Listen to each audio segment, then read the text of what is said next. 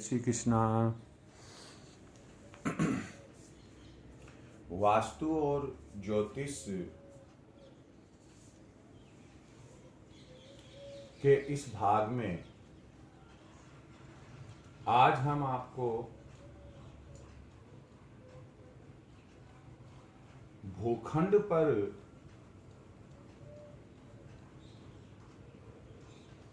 गायों को खुला छोड़ना, गृह निर्माण शुक्ल पक्ष में, त्याज्य मास, त्याज्य तिथिया, त्याज्य वार आदि के बारे में जानकारी देंगे। पिछले वीडियो के क्रम में ही यह वीडियो है।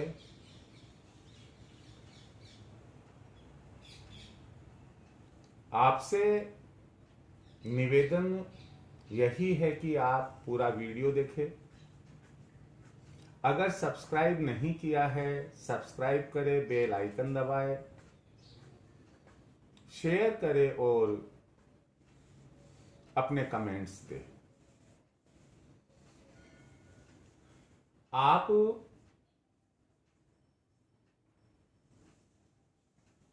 मान लो कि भूखंड खरीद लिया या पहले का खरीदा हुआ है और अब हम उसमें भवन निर्माण करवाना चाहते हैं,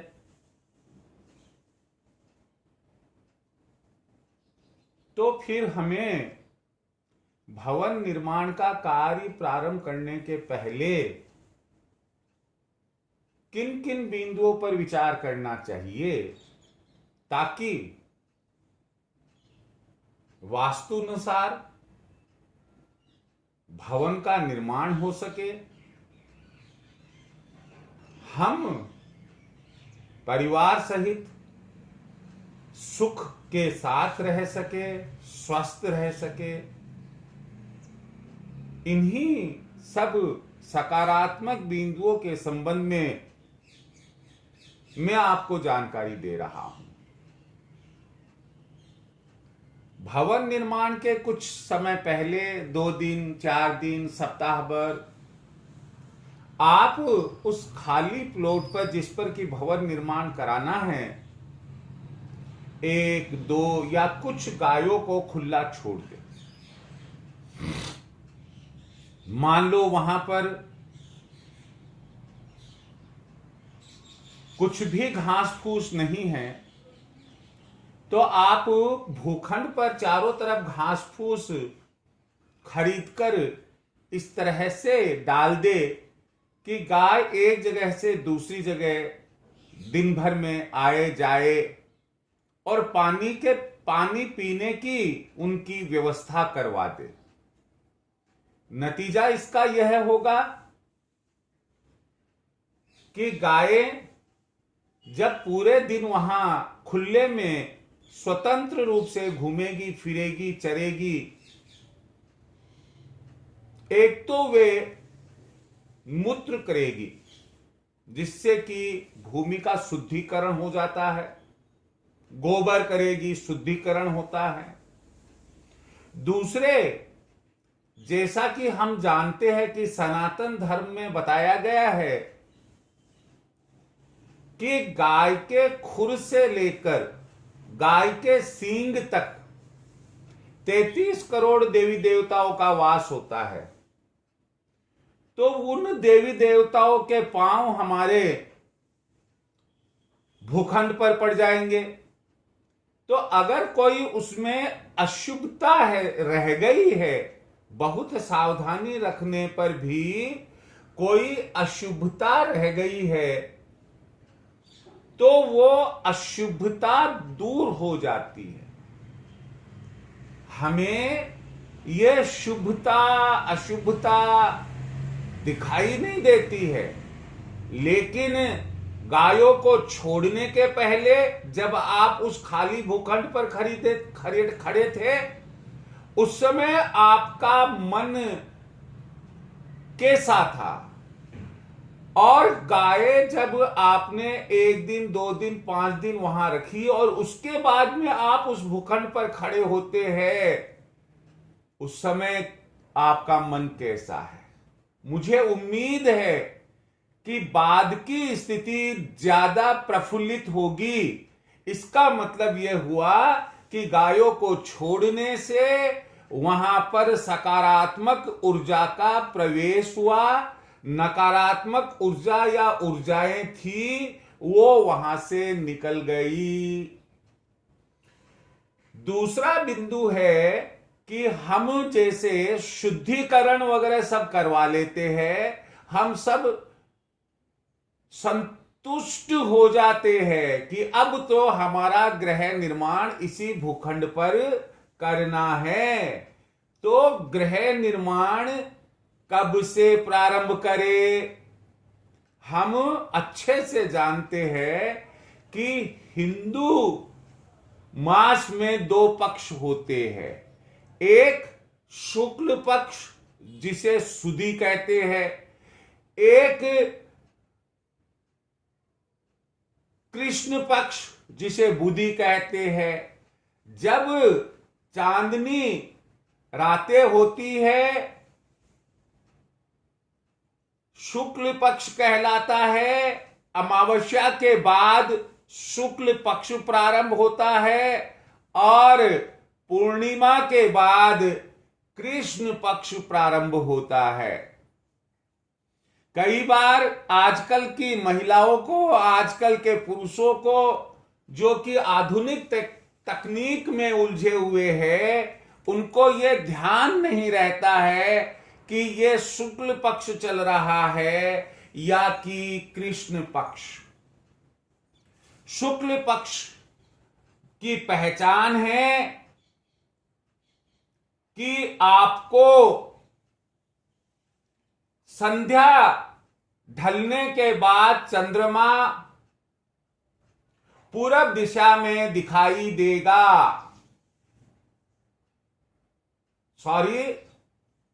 शुक्ल पक्ष की पहचान है कि आपको चंद्रमा पश्चिम दिशा में एकम यानी कि प्रतिपदा या दूज को एक पतली लाइन के रूप में दिखाई देगा और उसके बाद हर दिन वह ऊपर उठता हुआ जाएगा, यानी कि पूरब दिशा की तरफ से उगता हुआ दिखाई देगा और ठीक पूर्णिमा को आपको पूरब दिशा में संध्या बाद पूर्ण चंद्रमा दिखाई देगा और उसके उल्टे चलते हैं तो वह कृष्ण पक्ष होता है। यहां आपको हम बता दें कि गृह निर्माण शुक्ल पक्ष में प्रारंभ कराना अति उत्तम रहता है। परिवार सुखी रहता है उस घर में। कृष्ण पक्ष में गृह निर्माण कराना त्याज्य है, नहीं कराना चाहिए। तो गृह निर्माण का प्रारंभ शुक्ल पक्ष में किया जाना श्रेष्ठ और उत्तम रहता है। इसके बाद त्याज्य मास, हम जानते हैं कि हिंदू वर्ष में 12 मास के क्रम चैत बैसाख ज्येष्ठ सावन भादो आशोज कार्तिक माह फागन ये होते हैं। तो यहां पर कौन कौन से ऐसे महीने होते हैं जिन महीनों में हमें घर का निर्माण प्रारंभ नहीं कराना चाहिए? ये मास है चैत्र, जिसे गांव में चैत बोलते हैं, ज्येष्ठ गांव में जेठ बोलते हैं, भाद्रपद भादवा बोलते हैं, आश्विन आशोज बोलते हैं, कार्तिक को कार्तिक बोलते हैं, और माघ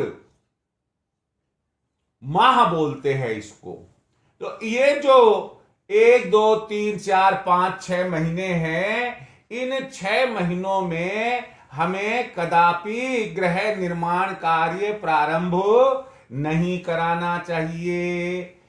इसी प्रकार ताज्य तिथियां, नेक्स्ट बिंदु अपना है, किन तिथियों को गृह निर्माण प्रारंभ करने के लिए छोड़ना ठीक रहता है। इनमें प्रतिपदा, प्रतिपदा एकम को कहते हैं, चौथ यह भी अच्छी नहीं मानी जाती है, अष्टमी इसे भी अच्छा नहीं माना जाता है, नवमी, चतुर्दशी और अमावस्या 2 2 4 और 6 तिथियां इनमें अच्छी नहीं मानी जाती है। इसका कुछ का मैं लॉजिक यहां पर दे देता हूं आपको अभी। जैसे चौथ है, नवमी है, चतुर्दशी है, ये तिथियां वैसे भी किसी भी हाल में अच्छी नहीं मानी जाती है। बहन बेटी को हम भेजते नहीं हैं, शुभ काम हम करते नहीं हैं। तो इन तिथियों के अलावा अष्टमी और अमावस्या पितरों का दिन होता है। हो सकता है यही वजह हो कि इसकी वजह से अमावस्या को हम ताज्य समझते हैं। दूसरा एक कारण और है कि जब शुक्ल पक्ष में निर्माण कार्य प्रारंभ अच्छा रहता है तो अमावस्या तो पूर्ण अंधेरी रात होती है, इसलिए अमावस्या तिथि ताज्य होती है। तो इस तरह से हमारी 6 तिथियां क्रमशः एकम, चौथ, आठे, अष्टमी को गांव में आठे बोलते हैं, नवमी, चतुर्दशी, 14 बोलते हैं इसे, और अमावस्या, इन तिथियों को घर का निर्माण कार्य प्रारंभ नहीं कराना चाहिए। आज के इस वीडियो में अंतिम बात, ताज्यवार। हम जानते हैं कि एक सप्ताह में 7 वार होते हैं। इन वार में जरूरी नहीं है कि 7 के 7 वार ही गृह निर्माण के लिए शुभ हो। यहां 2 वार हम आपको बता रहे हैं, एक रविवार और दूसरा मंगलवार। ये 2 वार ऐसे हैं जिन पर हमें गृह निर्माण कार्य प्रारंभ नहीं कराना चाहिए। देखिए, आप लोग अगर गृह निर्माण करवाते हैं, नए सिरे से गृह निर्माण करवाते हैं या घर का विस्तार करवाते हैं, पहले एक स्टोरी बनी हुई थी, अब आप डबल स्टोरी, ट्रिपल स्टोरी बनवाने जा रहे हैं। आप पहले बिंदु को जब घर का विस्तार कराते हैं तब पहला बिंदु काम नहीं आएगा, दूसरा, तीसरा, चौथा, 5वां बिंदु हमारा काम आएगा। हमें इन बिंदुओं को ध्यान में रखना ठीक रहता है। और एकदम खुला प्लॉट है तो ऐसी परिस्थिति में हमें पहले बिंदु को सर्वोपरि रखना पड़ेगा। इस प्रकार कब कौन सा कार्य श्रेष्ठ रहेगा गृह निर्माण के लिए, और कौन सा मास, तिथियां, वार और पक्ष शुभ अशुभ रहेंगे, यह बात हमने आपको इस वीडियो में बताई है। आप इन पर विचार करें और आपका गृह निर्माण शुभ हो, यही मेरी परमपिता परमेश्वर से कामना है। फिर लास्ट में एक बार आपको मैं याद दिला दूं कि मेरे हर वीडियो आप लगातार देखें। कारण यह है कि इसे मैंने एक सीरियल रूप में बताने की सोची हुई है। तो ऐसी स्थिति में जब हम निर्माण कार्य तक पहुंच गए हैं तो स्वाभाविक है कि अब हम अगले वीडियो में आपको कि घर का निर्माण जब हम कराना प्रारंभ करेंगे, मुख्य द्वार किस प्रकार, किस दिशा में, किस कोने में उचित या अनुचित रहेगा, मुख्य द्वार के संबंध में और क्या सावधानियां हमें रखनी चाहिए, आदि आदि बातों के ऊपर विचार करेंगे। उसी क्रम में आगे जैसे रसोई है, बैठक है, पूजा कक्ष है, मेन बेडरूम, मास्टर बेडरूम है, चौक है, लेट बाथ है, इन सब की जानकारी हम तब तक देते रहेंगे जब तक कि आपका घर में पूर्ण रूप से प्रवेश होकर और आप उसमें रहने नहीं लग जाते हैं और अपनी जो दैनिक उपभोग की चीजें हैं उन्हें भी कहां कहां रखना है आदि, इन सब बातों पर हम अपने वीडियोस में विचार करेंगे। मुझे उम्मीद है कि आप पूरा वीडियो देखेंगे, सब्सक्राइब करेंगे, बेल आइकन दबाएंगे, शेयर करेंगे और अपने कमेंट्स भी देंगे। इसी के साथ जय Shri Krishna. Thank you very much.